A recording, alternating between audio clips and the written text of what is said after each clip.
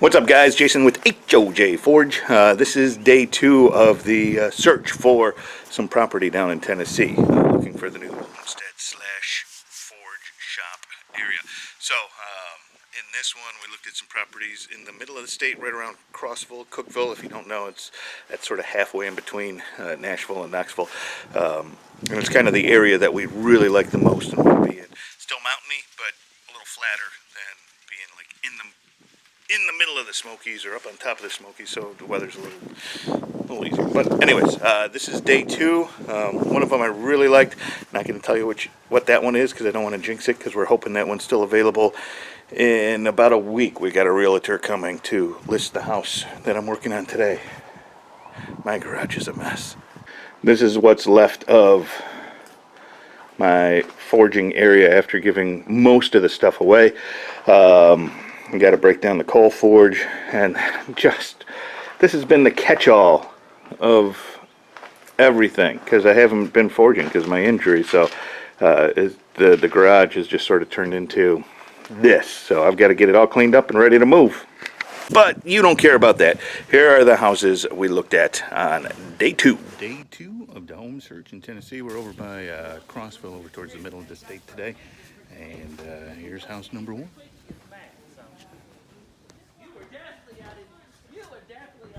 So we just looked at the first house. Looked really cool from the outside. Log cabin, really kind of cool. Even looked kind of cool when you walked in, except the smell of the mildew. I don't know that there was actual mold growing, but it was definitely that mildewy, overpowering, stuff that's stored in the basement. But it was concentrated smell, and it just overpowered everything. And I don't know if that would ever come out of that wood, because that smell would just be on everything. You'd leave the house and your clothes would smell like that. I mean, it would just be bad. So that one's down on the list. We're going to go to the next house today and see what we can see. All right, at the next place, out in the middle of nowhere, but really cool. Let's take a look.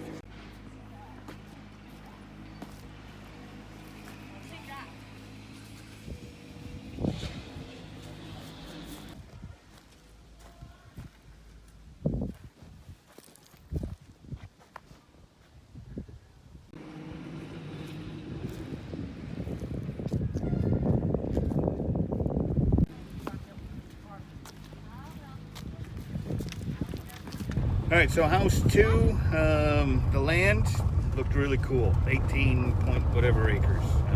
We didn't even walk all of it because it was big. There's a lot of acreage. The barn was awesome, would be perfect. The shop was pretty cool. It was wired for 120. I could easily, the box was right there. I could easily run 220 for any big tools. And had a chimney, could put a forge right there. Already had a chimney ready to go. So the shop area, I think, was awesome. The house was a single wide, an old single wide with some stick-built additions, and you could tell it was just redneck janky. I don't know that it's not salvageable. A lot of it's cosmetic. There's a little bit of structural work in the trailer area with the floor. It bowed, and there would need to be some structural work done, and then just cosmetic stuff, new kitchen cabinets, and new flooring, and new everything cosmetic-wise. So, could we live in it while we were doing it? I don't know. That one's a question mark, I think.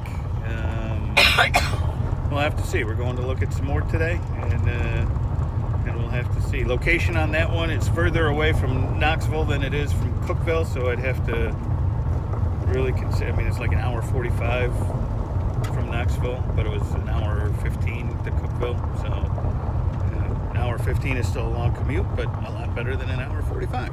So we'll have to figure that out, weigh it all into considerations. On to the next.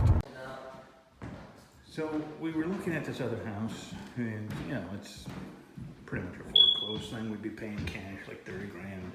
But the land on that one is really nice. And next door was this place. There's a big condemned sticker on it. And so we just came inside and We came through the window. we came through the window and look at those hardwood floors. Structurally, I mean, it's pretty dang solid. It would need a new bathroom. This is the part that's not solid. They obviously had some kind of water leak from the tub or whatever. It rotted the floor out. So, and then you can see it dipping over here. So, I have to jack that up, rebuild the joists, rebuild the floor a little bit, just in the bathroom. Other than that, There's also a random, the house is pretty dang nice. I mean, the kitchen obviously would need new cabinets and need to be redone and just made to look nice. But the house itself, so we're thinking maybe we can get this house on the floor closure and that other house pay cash for because it's so cheap. And all that acreage, this might be a viable option. We'll have to there's also discuss that one. there's also a random room in the garage. And there is a random room in the garage. She wants to show everybody the random room in the garage. Random room in the garage.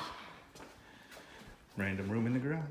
So I don't know if I could explain it well enough on that other video because the realtor was kind of following us and I don't want to say too much in front of them. But the first house was on about 5 acres and the property laid really kind of cool. It was kind of levels, kind of like Pueblos out west.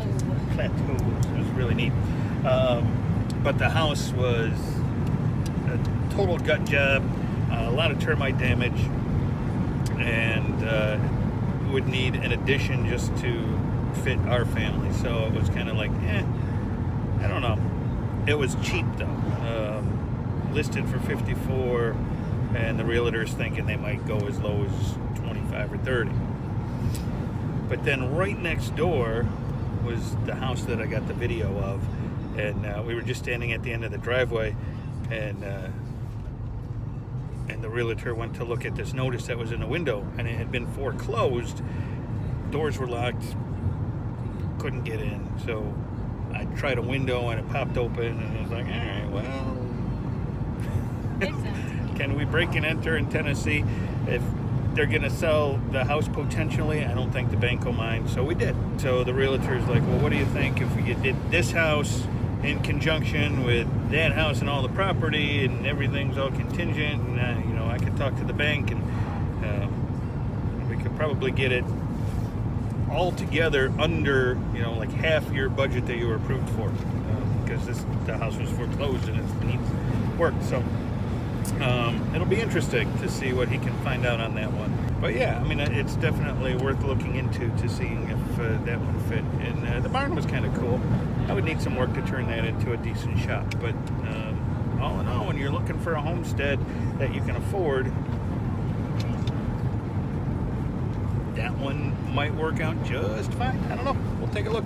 We're going to another one though that's like half built, or like all built but not finished or something. I don't know. I'll have to take a look at this one. Would truly be homesteading off grid for a while, and yeah, we'll see what's going on with that one. The last one we're looking at today. Let's go see. This one needs a lot of work to finish up.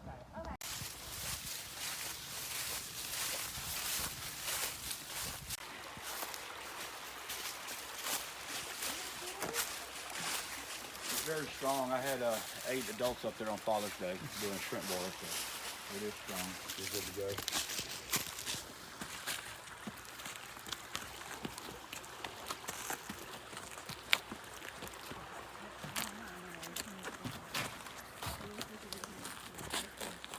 So I got these freezer panels. I was going to put up a little room area back here, and then I was going to wrap it in all that wood siding and make a little hunting place with the deer come down right through here. Oh, awesome. Deer move through this pretty hard. I don't know if you're a hunter or... Oh yeah. Yeah, I've gotten through some...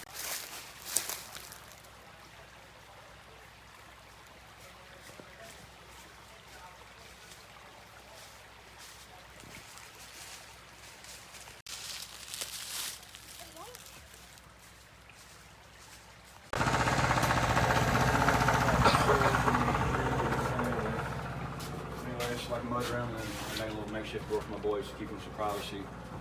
Room in here. It's a pretty big little room.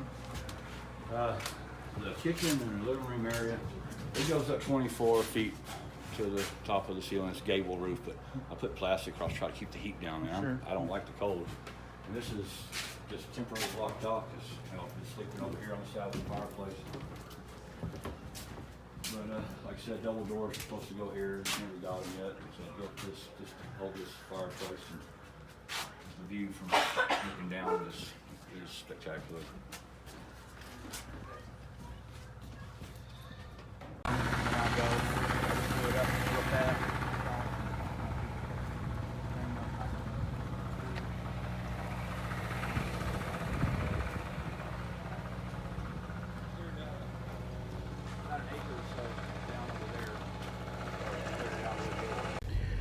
Well, that was a long day. That final house, the property was freaking amazing, with the river, and there was a waterfall that I couldn't get on video because it was at the wrong angle, but I mean, it was just really neat. There were caves in there. The property just laid fantastic. And then you get to the house, and there's no septic. All the waste goes into a tank. I'm guessing it's kind of like an RV sewage tank kind of thing. He said he gets it pumped out every couple of weeks, and that's what they're pooping and peeing in.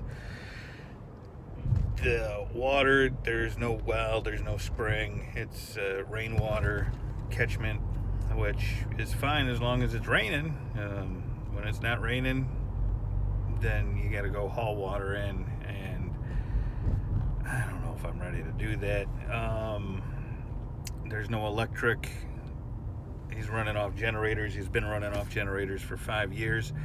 I don't want to run off generators. I don't want to live on a generator. He's got electric at a pole on the property, but they won't run it until the house is more complete, kind of thing. We could pay cash. We could get it cheap enough to pay cash. But we need to put some outbuildings up, and I mean, I don't know. It would need a lot of work before it was livable for my wife and I and the 2 kids that are still at home, let alone having any family come and visit. I mean, it just wasn't a huge house. So I'm thinking that one, as cool as the property was, just isn't going to work. But we've still got another couple days here. We're going to go look at some more properties tomorrow and the day after that.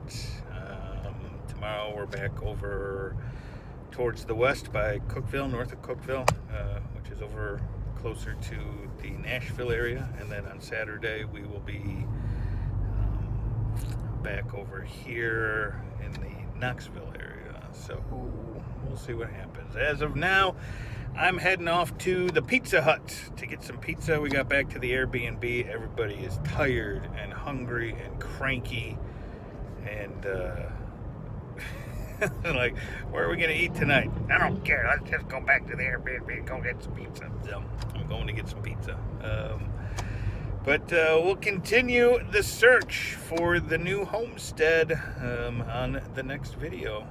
Thanks for watching.